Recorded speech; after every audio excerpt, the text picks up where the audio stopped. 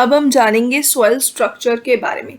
क्या क्या टाइप के स्ट्रक्चर्स होते हैं, मतलब सॉइल जो होती है, ठीक है, उस सॉइल के अगर छोटे छोटे पार्टिकल्स होती हैं, जैसे जो छोटे से छोटा पार्टिकल होगा वो एक दूसरे के ऊपर किस तरीके से, मतलब अगर एक के ऊपर एक पार्टिकल गिर रहा है, आके डिपॉजिट हो रहे हैं, तो उसके बाद जो एक स्ट्रक्चर सा जो फॉर्म होता है उसके बारे में हम जानेंगे। ठीक है, इसमें कुछ अलग अलग टाइप के स्ट्रक्चर्स होती हैं, उन सबको एक एक करके हम स्टडी करेंगे और उनकी डायमेंशंस या जो जो होगा उसका स्ट्रक्चर जो होगा, स्केलेटन वगैरह, उसके बारे में जानेंगे। ठीक है, तो सबसे पहला आता है सिंगल ग्रेन स्ट्रक्चर।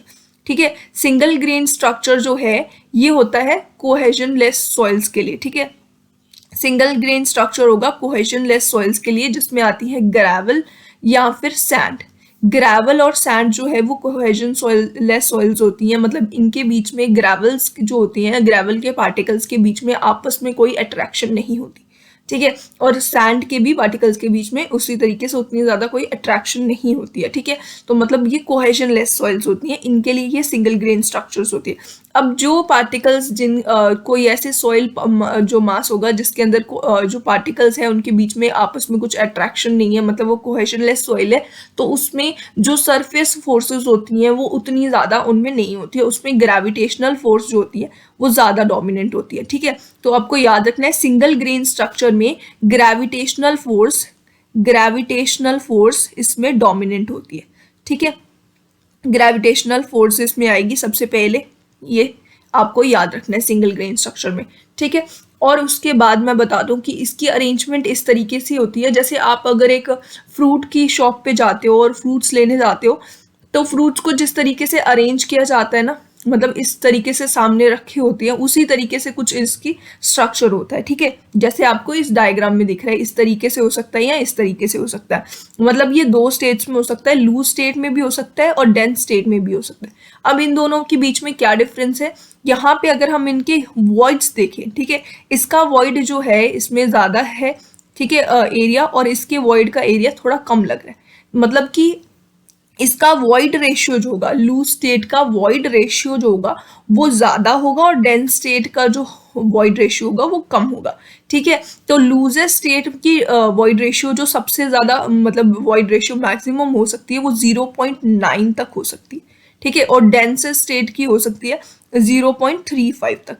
ठीक है, इसकी हो सकती है, मतलब कि जो ये सॉइल्स होंगी ना वो कम से कम इन दोनों के बीच में कहीं लाया करेगी इसकी वॉइड रेशियो। ठीक है, सॉइल ग्रेन्स जो होती हैं इनकी जो वॉइड रेशियो होगी वो इन दोनों के बीच में कहीं लाया करेगी, और ये 0.35 से लेके, इसकी वॉइड रेशियो होगी 0.35 से लेके 0.9 तक। ठीक है, इसकी वॉइड रेशियो हो जाएगी।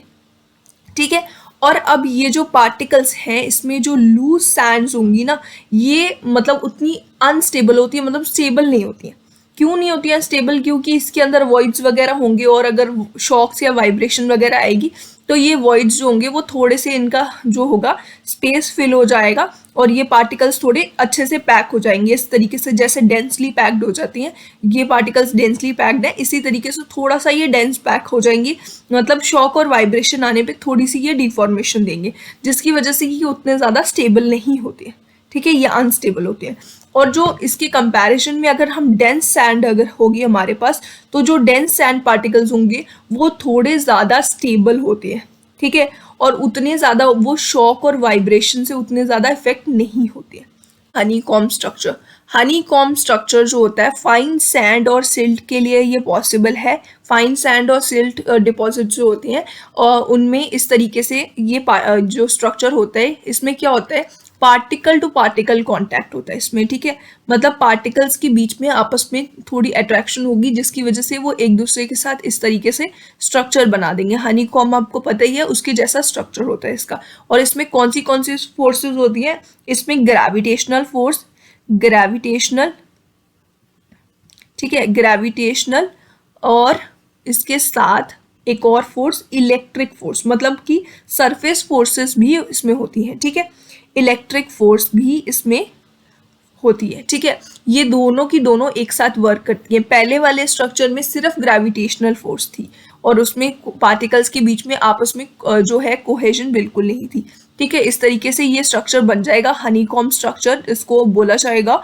और ये जो पार्टिकल्स हैं, कितने पार्टिकल के साइज के लिए ये बनाया जाता है, मतलब ये होता है, और ये होता है 0.002 mm से लेके 0.02 mm तक के जो साइज होगा पार्टिकल्स का, वो पार्टिकल्स इस तरीके का स्ट्रक्चर में प्रेजेंट होंगे, ठीक है, नेचुरल कंडीशन में। और हमने पहले वाले में शायद हमने साइज डिस्कस नहीं किया, तो हम यहाँ पे भी डिस्कस कर लेते हैं। साइज जो होगा इसमें, इसका साइज हो जाएगा डी, जो होगा वो ग्रेटर देन 20 माइक्रोन होगा। 20 माइक्रोन मतलब ये कितना हो गया, 0.02 mm, ठीक है। अब जो ये हनीकॉम्ब स्ट्रक्चर होता है, जैसे कि क्लेज जो होते हैं ना, क्ले में क्या होता है कि प्लास्टिसिटी होती है क्लेज में, ठीक है, प्लास्टिसिटी कैरेक्टरिस्टिक्स होती हैं, वैसा बिल्कुल नहीं होता है इसमें। मतलब कोहेजन है तो ऐसा हो बिल्कुल नहीं होगा कि प्लास्टिसिटी भी हो जाएगी, इसके साथ साथ प्लास्टिसिटी होगी इसके बीच में, वैसा बिल्कुल नहीं होगा। और इसके साथ साथ ये जो मतलब स्ट्रक्चर है, ये वाइब्रेशन और शॉक जो है वो उसको रेजिस्ट नहीं करता है, और इसीलिए स्ट्रक्चर कोलैप्स कर जाएगा, जिसकी वजह से बहुत ज़्यादा लार्ज डिफॉर्मेशन हो सकती है। और हनीकॉम्ब स्ट्रक्चर जो होता है ना, वो बहुत छोटी छोटी पॉकेट्स में एग्जिस्ट करता है, मतलब बहुत ज़्यादा नहीं है कि ऐसा होगा कि पूरी की पूरी सॉइल में हनीकॉम्ब स्ट्रक्चर होगा, वैसा नहीं होगा, छोटे छोटे पॉकेट्स में होगा। और ये क्लियरली जो है इजिली इसको डिटेक्ट भी किया जा सकता है इसके स्ट्रक्चर की वजह से। बाद आता है फ्लॉक्यूलेटेड स्ट्रक्चर। फ्लॉक्यूलेटेड स्ट्रक्चर जो कि इस तरीके से आपको डायग्राम में दिख रहा है, ये होता है क्ले पार्टिकल्स के लिए, ठीक है, क्ले पार्टिकल्स के लिए ये होता है। और इसमें क्ले पार्टिकल्स में आपको पता ही है कि इसमें लार्ज सरफेस एरिया होगा, ठीक है, क्ले पार्टिकल्स का सरफेस एरिया जो होगा, सरफेस एरिया ग्रेटर होता है, ठीक है, एरिया सरफेस एरिया इसका ज़्यादा होगा। इसका मतलब क्या होगा कि इलेक्ट्रिक फोर्स जो होगी, इलेक्ट्रिक फोर्स जो होगी इसमें वो भी ज़्यादा होगी, ठीक है, इलेक्ट्रिक फोर्स भी ज़्यादा होगी, जिसकी वजह से जो है हमें पता है कि क्ले पार्टिकल्स में हमें ऑलरेडी पता है कोहेजन होती है, ठीक है। अब ये इलेक्ट्रिक फोर्सेस ज़्यादा होने की वजह से इनके बीच में अट्रैक्शन होती है। अब इसके साथ साथ एक और चीज़ होगी कि इसमें पार्टिकल्स जो होंगे, हर एक सिंगल पार्टिकल में नेगेटिव चार्ज होगा। किस पे नेगेटिव चार्ज होगा? इसमें सरफेस पे नेगेटिव चार्ज होगा, और इसके साथ पॉजिटिव चार्ज जो होगा वो कहाँ पे होगा, वो होगा एजेस पे, ये पॉजिटिव चार्ज, और सरफेस पे होगा नेगेटिव चार्ज, ठीक है। और इसके ऊपर जो डिग्री ऑफ फ्लॉक्यूलेशन है, इस तरीके से ये स्ट्रक्चर जो है ये फॉर्म होगा इसमें, और डिग्री ऑफ इसकी फ्लॉक्यूलेशन है वो डिपेंड करेगी डिग्री ऑफ फ्लॉक्यूलेशन, ठीक है, फ्लॉक्यूलेशन डिपेंड करेगी, किस पे डिपेंड करेगी, क्ले कितनी ज़्यादा प्रेजेंट है इसमें, ठीक है, क्ले कंसंट्रेशन जो होगी, ठीक है, उस पर डिपेंड करेगी। उसके साथ साथ एक और चीज़ पे डिपेंड करेगी कि क्ले किस टाइप की है, ठीक है, इसके ऊपर डिपेंड करेगी, ठीक है, इसके ऊपर डिपेंड करेगी।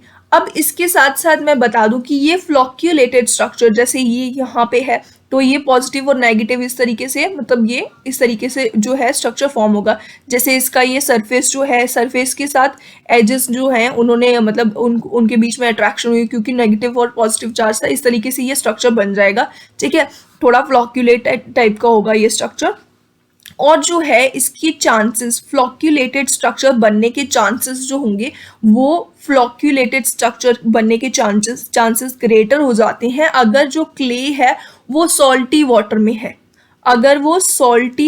है, ठीक है, सॉल्ट की वजह से, सॉल्ट के प्रेजेंस की वजह से फ्लॉक्यूलेटेड स्ट्रक्चर होने के ज़्यादा चांसेस होते हैं, ठीक है। अब इसके साथ साथ ये जो स्ट्रक्चर जो फॉर्म होगा ये लाइट वेट होगा, ठीक है, लाइट वेट, ठीक है, ये स्ट्रक्चर लाइट वेट होगा। इसमें हाई वॉइड रेशियो होगी, जैसा कि हम देख सकते हैं इसमें बीच में आपको वॉइड्स काफ़ी सारे दिख रहे हैं, तो इसकी वॉइड रेशियो जो होगी,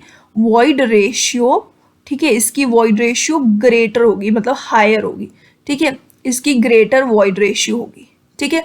और इसके साथ साथ ये स्ट्रॉन्ग होगा, बट ये स्ट्रॉन्ग होगा, क्यों स्ट्रॉन्ग होगा? अब ये इस तरीके का स्ट्रक्चर होके भी स्ट्रॉन्ग हो रहा है, स्ट्रॉन्ग इसलिए होगा क्योंकि इसमें नेट जो होगी, जो फोर्स होगी, जैसे ये पॉजिटिव और नेगेटिव चार्ज था सरफेस और एज पे, जो नेट फोर्स जो होगी इसमें, नेट चार्ज जो होगा इस पे वो पॉजिटिव चार्ज होगा, जिस मतलब पॉजिटिव नहीं, मतलब नेट जो होगा इसमें अट्रैक्शन होगी, ठीक है, अट्रैक्शन होगी।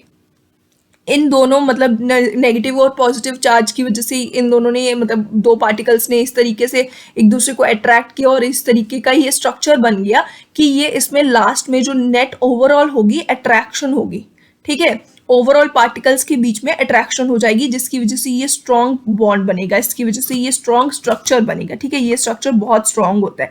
और इसके साथ साथ इस स्ट्रक्चर में लो कंप्रेसिबिलिटी होती है, ठीक है, इतना वॉइड स्पेस होने के बावजूद भी इसमें बहुत ही लो कंप्रेसिबिलिटी होती है। क्यों? क्योंकि ये स्ट्रक्चर जो है, ये स्ट्रक्चर बहुत स्ट्रॉन्ग होता है।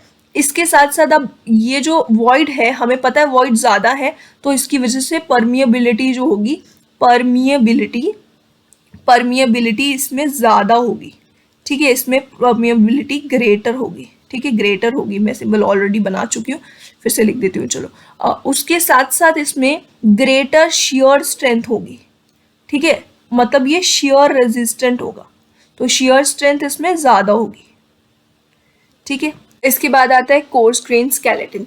अब इसमें क्या है कि कोर्स ग्रेन पार्टिकल्स होंगी वो एक स्केलेटन की तरह बनेंगे, ठीक है, स्केलेटन की तरह पहले वो इस तरीके से अरेंजमेंट कर लेंगे, ठीक है, आपस में एक दूसरे के साथ मतलब इस तरीके से अरेंजमेंट बना लेंगे और उसके बीच में धीरे धीरे जो फाइन पार्टिकल्स होंगे, जो छोटे छोटे पार्टिकल्स होंगे, वो जो है ये उन दोनों का कॉम्बिनेशन होगा, पहले तो फाइन पार्टिकल्स का और कोर्स पार्टिकल्स का, और ये फाइन ग्रेन पार्टिकल्स जो होंगे वो इसके बीच में फिल हो जाएंगे। पहले वो स्केलेटन बनाएंगे कोर्स ग्रेन पार्टिकल्स, ठीक है, उसके बाद फाइन्स जो होंगे वो इसके अंदर फिल हो जाएंगे, ठीक है। और ये मतलब जो स्ट्रक्चर होता है ये इस तरीके से फॉर्म्ड होता है कि मतलब थोड़ा ये जो हैवी लोड्स वगैरह जो होते हैं वो भी ये जो है वो ले सकता है, ज़्यादा इसमें डिफॉर्मेशन नहीं आएगी, तो ये स्ट्रक्चर भी थोड़ा स्टेबल होता है। क्ले मैट्रिक स्ट्रक्चर, इसमें क्या होगा, अब ये भी दोनों का कॉम्बिनेशन है, कोर्स ग्रेन और फाइन ग्रेन सॉइल्स का कॉम्बिनेशन है। इसमें क्या होगा कि फाइन ग्रेन सॉइल्स जो होंगी वो ज़्यादा कंपैरेटिवली ज़्यादा होंगी और कोर्स ग्रेन सॉइल्स जो होंगी वो कम होंगी, और इनके आपस में कोर्स ग्रेन सॉइल्स के बीच में आपस में कोई मतलब कि ये अट्रैक्शन वगैरह नहीं है, ये आपस में कुछ भी इन्होंने स्ट्रक्चर वगैरह नहीं बनाया है। मतलब एक स्केलेटन की का जो काम है इसमें जो कर रही है वो कर रही है क्लेस, ठीक है, और ऐसे दिखने में लगता है जैसे जो कोर्स ग्रेन पार्टिकल्स जो होती हैं, ऐसे लगता है कि कोर्स ग्रेन पार्टिकल्स जो हैं वो हवा में उड़ रहे हैं, ठीक है, इस तरीके से आपको लगेगा, ठीक है। अब ये जो सॉइल्स होती हैं इसमें क्ले की कंसंट्रेशन ज़्यादा होगी, तो ये इस तरीके से बिहेव करती हैं जैसे कि ये सिमिलर होती हैं क्ले पार्टिकल्स, मतलब क्ले सॉइल से, तो उसी की जैसी इसकी प्रॉपर्टीज़ होती हैं, बट ये थोड़ी सी ज़्यादा जो है ज़्यादा स्टेबल होती हैं, ठीक है, इसमें डिस्टर्बेंस का बहुत कम इफेक्ट होता है जिसकी वजह से ये थोड़ी सी ज़्यादा स्टेबल होती हैं, ठीक है। अब मैं एक और बात आप लोगों को बता दूं कि पूरे सॉइल में ये क्ले मैट्रिक स्ट्रक्चर और ये कोर्स ग्रेन स्ट्रक्चर ये इतना आपको मतलब यूजफुल नहीं होगा, इससे पहले वाले सारे के सारे बहुत ही ज़्यादा इंपॉर्टेंट है। तो पहले वाले 4 जो आपने स्ट्रक्चर्स जो हैं समझा है उनको बहुत अच्छे से याद रखना है।